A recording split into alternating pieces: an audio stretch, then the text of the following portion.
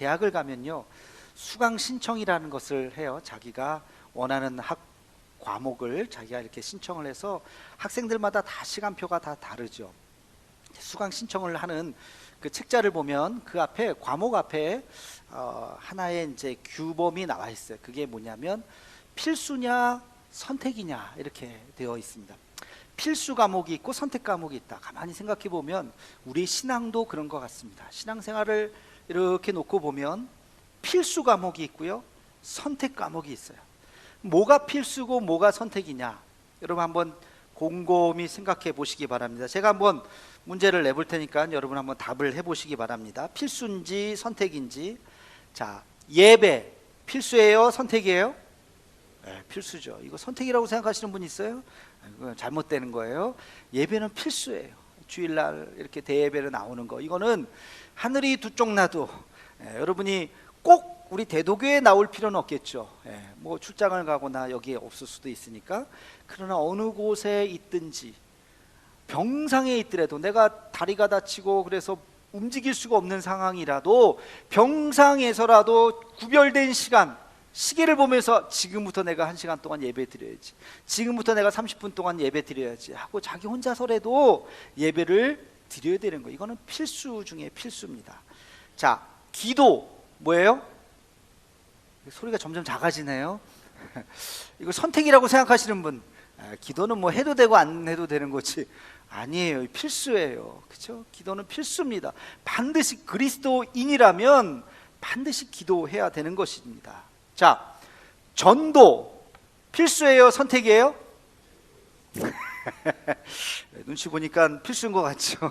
필수예요, 필수. 이거 선택이라고. 나는 전도는 아니요. 등록을 시키라는 게 아니라 복음을 전하라는 거예요. 당신도 예수 믿어야 됩니다. 예수님이 당신을 사랑하십니다. 이 말 하라는 거예요. 그게 전도예요. 다른 게 전도가 아니라, 꼭 데리고 와서 등록을 시켜야만 전도가 아니라 복음을 전하라는 거예요. 이것은 필수인 것입니다. 여러분 착각하지 마시기 바랍니다. 나는 전도는 아니야, 그러면 안 돼요. 봉사, 이거는 뭐예요? 필수예요. 어떤 봉사를 하든지 이것은 선택이에요. 여러분이 어떤 봉사를 할 수가 있어요. 그러나 봉사는 필수예요. 내가 그리스도인이라면 주의 몸된 교회를 위해서 무엇인가를 한다. 무엇인가, 그게 하여튼 뭐가 됐든지 간에 무엇인가를 한다. 이게 봉사는, 이거는 필수라는 생각을 가져야 합니다. 자, 그러면 오늘 본문 말씀, 오늘 주제와 관련된 질문을 해보겠습니다. 이웃 사랑 필수일까요? 선택일까요? 필수입니다. 필수예요. 이웃 사랑은 필수예요. 이거 선택이 아니에요. 사랑 뭐 해도 되고 안 해도 되고, 아니요, 해야 되는 것입니다. 제 얘기가 아니라 예수님 말씀이에요. 오늘 본문 말씀을 한번 우리 같이 보도록 하겠습니다. 36절부터 우리가 읽었지만 34절 그 이전부터 쭉 스토리는 연결이 되는 거예요. 35절에 보니까 한 율법사가 나와서 예수님을 시험코자 해서 질문을 해요. 그냥 하는 질문이 아니라, 진짜 궁금해서 하는 게 아니라 뭐라고 답하나 들어보자 하는 마음으로 질문을 해요. 그 질문이 뭐냐? 선생님, 율법 중에서 제일 큰 율법이 뭡니까? 율법의 우선순위를 만약에 정한다면 어떤 율법이 제일 큰 율법입니까? 라고 질문을 한 거예요. 대답을 잘해야 돼요. 예수님이 여기서 잘못 대답하면 올무가 될 수 있는 거예요. 자, 예수님의 대답을 우리 함께 같이 읽어보겠습니다. 37절, 38절 말씀입니다. 시작. 예수께서 이르시되 내 마음을 다하고 목숨을 다하고 뜻을 다하여 주 너의 하나님을 사랑하라 하셨으니 이것이 크고 첫째 되는 계명이요. 아멘. 예수님 뭐라고 대답하셨어요? 누구를 사랑하라고요? 하나님을 사랑하는 것, 너의 주 하나님을 사랑하는 것이 첫 번째다. 구약의 모든 율법을 한마디로 요약하자면 하나님을 사랑하는 것이 첫 번째다. 여기까지만 얘기하지 않아요. 여기까지만 얘기하면 하나님을 사랑하는데 이웃을 함부로 대하는 사람들, 이 사람들은 어떻게 합니까? 라고 질문을 할 수 있었기 때문에 예수님께서 그 다음 얘기까지 하셨어요. 우리 39절 40절 말씀 함께 같이 읽겠습니다. 시작.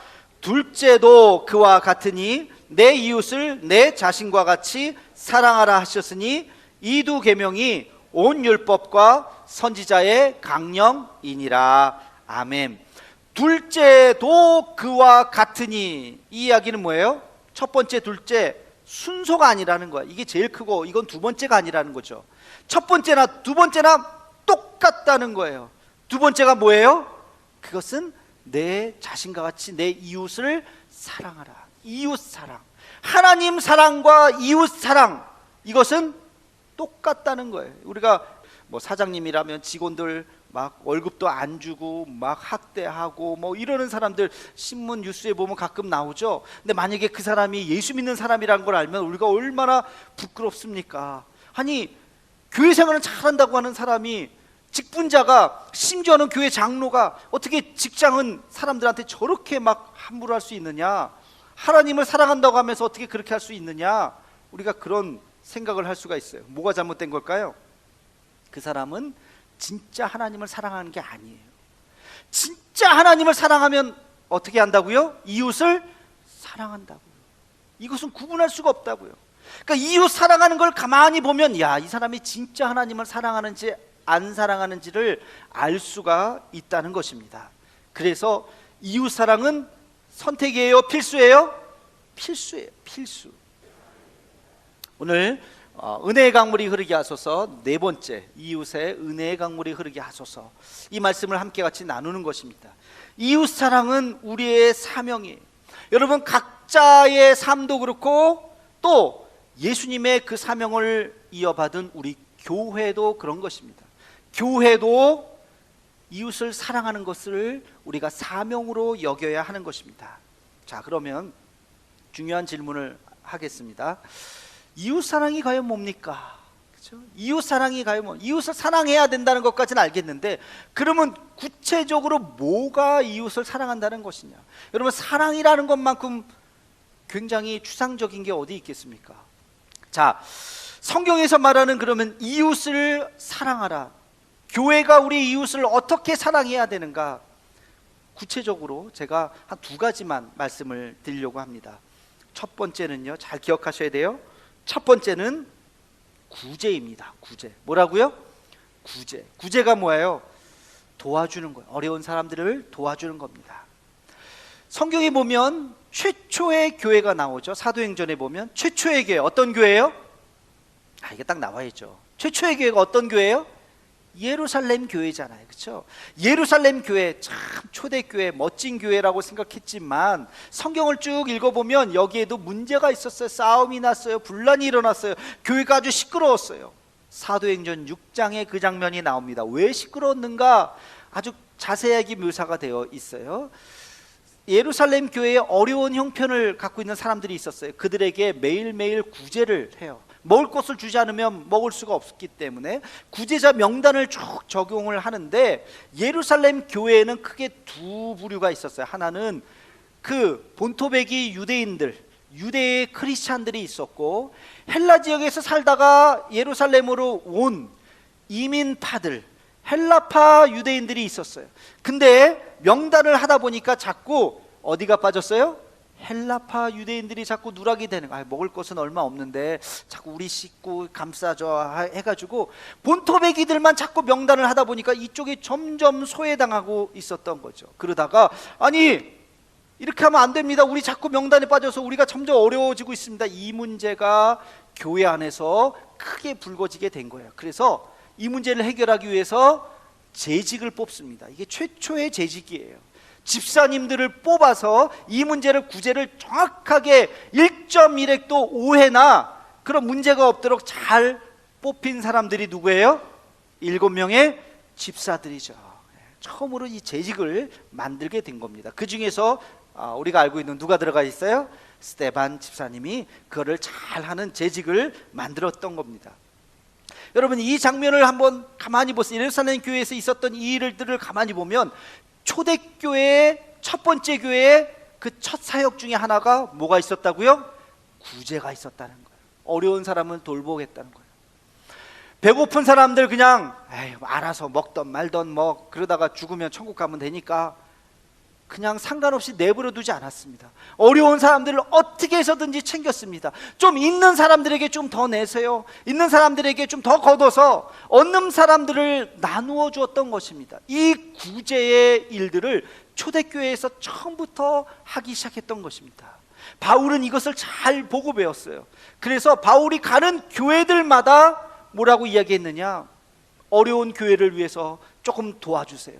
예루살렘 교회가 어렵다는 이야기를 듣고 고린도 교회 성도들에게 가서 이야기합니다. 고린도 교회요, 예루살렘 교회 모교회가 어렵습니다. 당신들 조금 도와주세요. 그래서 그것을 걷어서 나누어 주었습니다.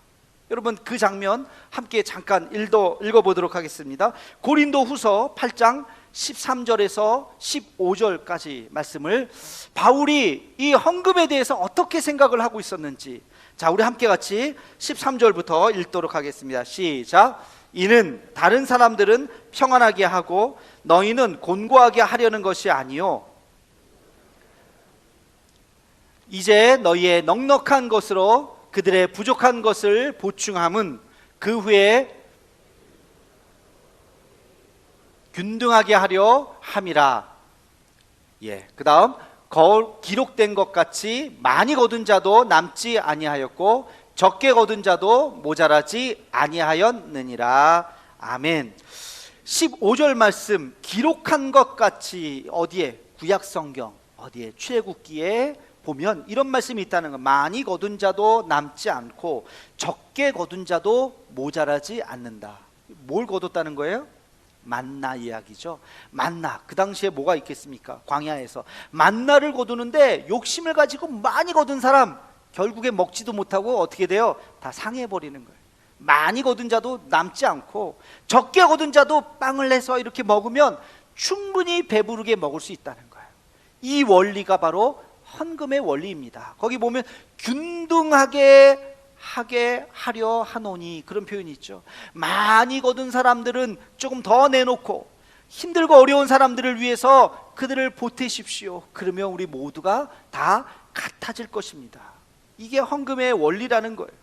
여러분, 우리 교회가 해야 할 일이 바로 그런 거예요. 우리도 다양한 사람들이 이 안에 있습니다. 많이 가지신 분도 있고 적게 가지신 분들도 있을 거예요. 그러나 우리가 함께 예물을 모아서 우리 주변에 어려운 사람들을, 우리 또 교회 안에 어려운 사람들을 함께 같이 섬기고 돕는 일에 우리가 관심을 가져야 하는 것이죠. 우리 교회도 그래서 여러 가지 일들을 하려고 노력하고 있습니다. 바로 지난주에 오늘 광고 때 제가 말씀드린 것처럼 쌀을 모아서 우리 이웃들과 함께 같이 나눴습니다. 제가 이야기를 전해드리니까 그 10kg짜리 그 얼마 되지도 않는 그 쌀 한 포대를 받아들이고 너무 감사하다고, 너무 고맙다고. 혼자 사시는 분은요, 이거 쌀 한 포대면요 3개월 사신대요. 그거 갖고 어떻게 3개월 사는지, 3개월 사신다고 하면서 고맙다고 이야기를 하셨다고 저에게 말씀을 해 주시더라고요. 여러분, 이웃 사랑, 구체적인 이 이웃 사랑이라는 게 첫 번째 뭐라고요? 구제예요, 구제. 자, 두 번째, 여러분 기억하셔야 될 거, 이웃 사랑의 두 번째 의미가 뭐냐? 그것이 바로 위로와 회복입니다. 뭐라고요? 위로와 회복이에요. 예수님의 공생애를 한번 생각해 봅시다. 3년 동안 공생애를 했는데 예수님께서 처음에 이제 세례를 받으시고 금식하시고 그리고 제자들을 모으시고 이제 공생애를 시작하시는 장면이에요. 그냥 시작하지 않으셨어요. 성경을 읽어보면요, 그냥 슬쩍 시작하지 않으셨어요. 부임 설교를 하셨어요. 예수님께서 이제 첫 공생애를 시작하시면서 하나님의 말씀을 선포하시면서 나에게 주신 이 사명을 내가 감당하겠습니다라고 하는 선언하는 순간이 성경에 기록되어 있습니다. 이거를 학자들은 부임설교 뭐 이렇게 이야기하기도 해요. 예수님의 이제 공생애로서의 부임설교가 어디 나오는지 아세요? 누가복음에 나옵니다. 이거 굉장히 중요하지 않겠습니까? 목사님들이 매주 설교하는데 본문 대충 아무거나 하겠습니까? 정말 그 주에 중요한 거 하겠죠. 근데 부임했을 때 처음 말씀, 메시지 아무거나 하지 않겠죠. 굉장히 중요한 그의 사명의 선언을 하는 그 장면이 누가복음 4장 16절에서 19절까지 나옵니다. 우리 함께 같이 이 말씀을 한번 읽어 보시면 좋겠습니다. 누가복음 4장 16절로 19절 말씀 함께 같이 읽겠습니다. 시작. 예수께서 그 자라나신 곳 나사렛에 이르사 안식일에 자기 규례대로 회당에 들어가서 성경을 읽으려고 서심해 선지자 이사야의 글을 들이거늘 책을 펴서 이렇게 기록한 데를 찾으시니 곧 주의 성령이 내게 임하셨으니 이는 가난한 자에게 복음을 전하게 하시려고 내게 기름을 부으시고 나를 보내사 포로된 자에게 자유를 눈먼 자에게 다시 보게 함을 전파하며 눌린 자를 자유케 하고 주의 은혜의 해를 전파하게 하려 하심이라 하였더라. 아멘. 자, 예수님께서 성전에 들어가셔서 이제 처음 공생애를 시작하시면서 읽었던 성경 본문이 어디라고요? 이사야서 61장 1절에서 3절입니다. 여러분 나중에 한번 꼭 찾아서 읽어보세요. 아무거나 읽으셨겠어요? 예수님께서 그 구약의 수많은 말씀 중에서 그 본문을 딱 찾아서 읽으셨어요. 요약하면 뭐예요? 이제 내가 복음을 선포하겠다.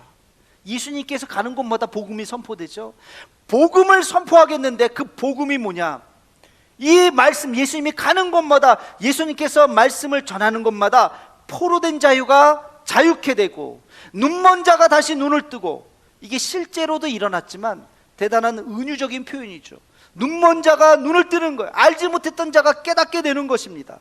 그리고 눌린 자에게 자유를 선포하는 것, 이 은혜의 시간이 이제부터 시작될 것이다 라고 하는 것이 예수님의 부임 설교였다는 것입니다. 여러분, 이것은 예수님의 사명의 말씀이에요. 이것을 요약하면 뭘까요? 세상 사람들, 지치고 힘들어하는 세상 사람들에게 위로가 되어 주겠다는 거예요. 그들의 힘이 되어 주겠다는 것입니다. 이것이 예수님의 공생애에 선포하셨던 말씀인 것입니다. 긍휼과 위로, 그리고 위로와 회복의 말씀입니다. 여러분 주변에, 여러분 스스로를 포함해서 주변에 있는 사람들 한번 가만히 생각해 보세요. 힘들고 어렵고 지친 사람들이 많으세요? 늘 행복하고 기쁘고 밝은 사람들이 많으세요? 어떤 쪽이 더 많으세요? 지치고 힘든 사람이 더 많을 거예요. 오죽했으면 불교에서는 인생이 뭐냐, 한마디로 고다, 인생은 고통이다, 이렇게 말하지 않았겠습니까? 인생이라고 하는 것이 참 삶의 짐이 있는 것 같아요. 어느 나이에 하나 자유로운 나이가 어디 있겠습니까? 결혼하면 다 된다고요? 천만의 말씀. 아이 낳아야죠. 아이 낳으면 다 될까요? 아이고, 아이 길러야죠. 애가 좀 아장아장 다니면 괜찮을까요? 아이고, 이 아이가 또 공부 잘해야 될 텐데, 별 생각 다 하잖아요, 그죠? 좋은 학교 가야 될 텐데, 대학만 보내면 다 되나요? 아니잖아요. 끝없어요, 끝없어요. 인생의 짐이라고 하는 것은 산 넘어 산이에요.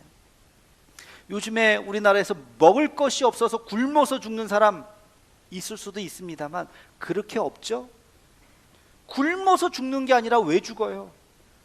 쌀도 있고 은행에 잔고도 있는데 죽어요. 왜? 삶이 너무 힘들어서. 뭐가 없어서 죽어요? 희망이 없어서 죽어요. 희망이 없어서. 내가 더 이상 살 희망이 없다. 살아서 뭐 해겠나? 그래서 그냥 죽는 거예요. 여러분, 교회가 무슨 역할을 해야 되느냐? 그들에게 위로가 되고 힘이 되어야 할 줄로 믿습니다. 기댈 어깨가 되어야 하는 것이 교회인 줄로 믿습니다. 교회는 쉼터가 되어야 되고 위로처가 되어야 되고 안식처가 되어야 할 것입니다. 성경에 보면 구약의 율법, 예수님께서 하나님께서 율법을 주시는데 거기에 보면 독특한 장면이 하나 나와요. 이스라엘의 48개 성읍을 쫙 이야기하는데 그 48개 성읍 중에 6개의 성읍을 꼭 집어서 여기는 도피성이 있다, 그렇게 이야기합니다. 도피성. 지도를 한번 보실래요? 지도 보면 이스라엘 지도예요. 여러분 저기 갈릴리, 이쪽에 갈릴리가 보이시나요? 갈릴리 위에 빨간색으로 되어 있는 거, 그게 도피성이에요. 그리고 나서 요단강이 있고 밑에 사해바다가 있죠. 사해바다 양쪽에도 도피성이 있어요. 이 이스라엘 땅 어느 곳에든지 6곳이 다 이렇게 분포가 되어 있습니다. 하루 길 달려가면 갈 수 있는 곳이에요. 자료를 찾아보니까 그 도피성으로 가는 길은 언제나 길이 험하지 않습니다. 길을 잘 닦아놔. 누구든지 빨리 도피성으로 갈 수 있도록. 여러분, 도피성이 왜 만들어졌습니까? 사람을 죽였는데 의도를 하고 살인을 한 사람은 용서받을 수가 없어요. 그러나 의도하지 않았는데 사람을 죽인 사람, 그 죽은 가족들은 얼마나 억울하고 분하겠습니까? 근데 나는 죽일 의도가 하나도 없었어. 근데 과실치사라는 거 있잖아요. 그렇죠? 실수로 어떻게 하다가, 그러면 그 사람은 도피성으로 도망가는 거예요. 도피성으로 도망가면 목숨을 건질 수 있어요. 살 수가 있어요. 하나님께서 안식처요 위로처로 도피성을 만들어 놓은 것입니다. 저는 저 도피성 스토리를 성경을 통해서 보면서 교회가 바로 이런 도피성이 되어야 하겠구나. 세상 사람들이 의지할 곳 없고 정말 더 이상 피할 곳 없는데, 갈 곳 없는데 어디가 떠올라야 돼요? 교회가 떠올라야죠. 교회 가면 위로를 받고 안식을 얻고 새 힘을 얻고 용기를 얻고 주님을 만나는 놀라운 역사가 교회 안에서 이루어지기를 주의 이름으로 축원합니다. 여러분, 교회는 바로 그런 곳이에요. 그래서 옛날부터 우리 교회에서 뭘 했어요? 고아원 사역 많이 했잖아요. 갈 곳 없는 아이들을 돌보는 일, 먹을 것 없는, 밥 한 끼 먹을 것 없는 사람들을 위해서 교회가 뭘 합니까? 밥퍼 사역하잖아요.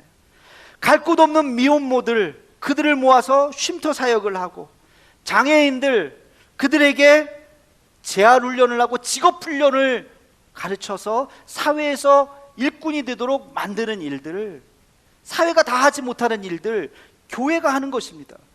부당한 대우를 받는 외국인 노동자들을 보호해주고 변호해주는 인권운동을 하는 것도 바로 교회가 하는 일들입니다. 여러분, 교회는 지치고 상한 자들의 위로가 되어주고 힘이 되어줄 때 진정한 교회인 줄로 믿습니다. 이것이 이웃 사랑이에요. 그들에게 힘이 되어주고 위로가 되어주고 용기가 되어주는 것이 우리 교회에 해야 할 일인 줄로 믿습니다. 우리 치앙마이 선교 열심히 하죠. 지금 우리 이육찬 선교사님 후원을 열심히 합니다만, 언젠가 하나님께서 허락하시면 그곳에 센터를 지으면 좋겠다 하는 꿈을 가지고 있습니다. 센터를 왜 지어야 될까요? 지금 거기 프라우교회라고, 이번에 아이들도 거기 가게 될 텐데요, 프라우교회라고 그 고아 아이들 먹을 것을 주고 우리가 잘 돌봐줘요. 근데 언제까지예요? 19살까지예요 20살이 되면 법부로 해서 다 나가야 돼요. 그들이 준비되어 있지 않은 상태에서 20살이 되어서 그 센터를, 그 프라우교회를 떠나게 된다면 어디로 갈까요? 여자아이들은 매춘을 하게 될지 몰라요. 부모도 없는데 그냥 이 사람 저 사람. 남자아이들은 어디서 어떻게 할지 몰라요. 지금은 믿음이 좋은 것 같아요. 그 아이들이, 10대 아이들이 아멘 하면서 예배를 잘 드립니다. 근데 그 센터를 떠나게 되면 그 신앙을 유지할 수 있을까요? 그거는 장담할 수가 없습니다. 그래서 그들에게 직업 훈련을 잘 시켜서 스스로 일하게 만들고 스스로 돈을 벌게 만들고, 그래서 그 번 돈을 가지고 11조를 하고 교회를 세우고, 그들이 하나님의 나라를 30살이 되어서도 40살이 되어서도 계속해서 신앙생활을 해 나갈 수 있도록 계속 도와줘야 하지 않을까? 그냥 10살, 15살 아이들 밥 주고 끝나는 것이 아니라 그 아이들이 스스로 이 사회에 나가서 용기 있게 살아갈 수 있도록. 거기는 아이들은 다 타이족도 아니에요. 인종적으로도 차별받는 아이들이에요. 그들이 기술을 가지고 나가서 활동할 수 있도록 우리가 조금 더 도와줘야 되겠다 하는 것이 우리의 꿈이요 우리의 기도인 것입니다. 올 한 해 우리가 구호로만 이웃의 은혜의 강물이 흐르게 하소서, 기도만이 아니라 하나님께서 우리에게 만나게 하시고 하나님께서 우리에게 붙여주시고, 우리가 올 한 해 신앙생활 하면서 하나님께서 허락하시는 그 우리의 이웃들을 향해서 손을 내밀고 그 은혜의 강물이 흐르게 할 수 있는 우리 교회가 되기를 주의 이름으로 축원합니다.